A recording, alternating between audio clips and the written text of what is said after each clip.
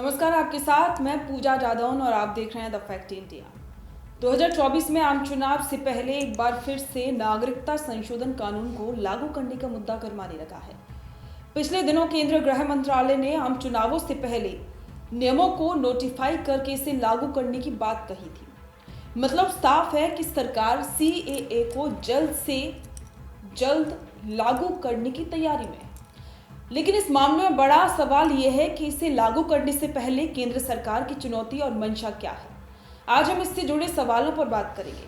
CAA कानून से जुड़ा बिल 2019 दिसंबर में संसद से पास हुआ था। इसका एक ही मकसद था कि जो भी लोग 31 दिसंबर 2014 से पहले पाकिस्तान, अफगानिस्तान और बांग्लादेश से धार्मिक प्रताड़ना की वजह से भारत आए थे, उनमें मुस्लिम को छोड़कर बाकी को नागरिकता देने का प्रावधान किया गया था। तब इसका विरोध हुआ था। विरोध के पीछे वजह यह थी कि धर्म के आधार पर इसे क्यों लाया गया।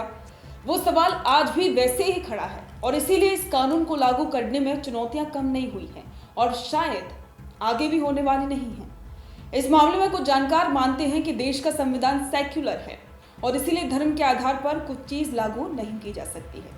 इसी सवाल का जवाब देने की चुनौती अभी भी सरकार के सामने रहेगी। दरअसल तब जो मुद्दे थे वो अभी भी बने हुए हैं, उनका समाधान अभी तक नहीं हो पाया है। कोई भी एक्ट तब लागू नहीं हो सकता जब तक कि इसके लिए रूल्स नहीं बन जाते। 4 साल हो गए, सरकार इसे नोटिफाई नहीं कर पाई है।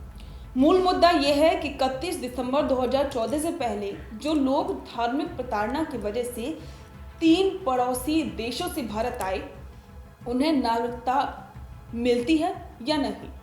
इनमें से गैर मुस्लिमों को प्राथमिकता के आधार पर इन्हें नागरिकता देने का रास्ता साफ हो जाएगा और इसकी तैयारी के बारे में आपको बताते हैं। CAA कानून के मुताबिक पड़ोसी मुल्क पाकिस्तान, अफगानिस्तान और बांग्लादेश से जो लोग 31 दिसंबर 2014 से पहले भारत आए, वो देश की नागरिकता लेने के लिए इसमें अप्लाई कर सकेंगे। इनमें हिंदू, ईसाई, सिख, जैन, बौद्ध और पारसी को शामिल किया गया है। नागरिकता देने के लिए सरकार ने एक पोर्टल भी लगभग तैयार कर लिया है ताकि सब कुछ डिजिटल और आसानी से हो सके। कुछ चीजों को 26 जनवरी से पहले भी सामने लाने की कोशिश की जा रही है। पहली बार ये कानून तब सामने आया था, तब कानून में पड़ोसी मुल्कों के अल्पसंख्यकों को नागरिकता देने की बात थी। उनमें किसी धर्म का जिक्र नहीं था, लेकिन साल 2019 के बिल में इसमें धर्म का नाम जोड़ा गया।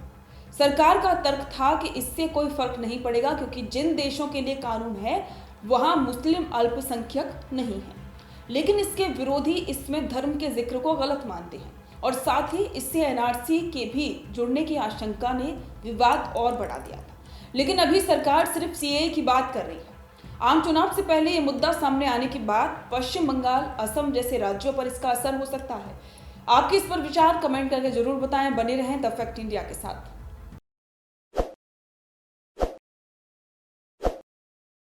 ताज़ा खबरों के लिए विजिट करें द फैक्ट इंडिया की वेबसाइट और डाउनलोड करें द फैक्ट इंडिया ऐप।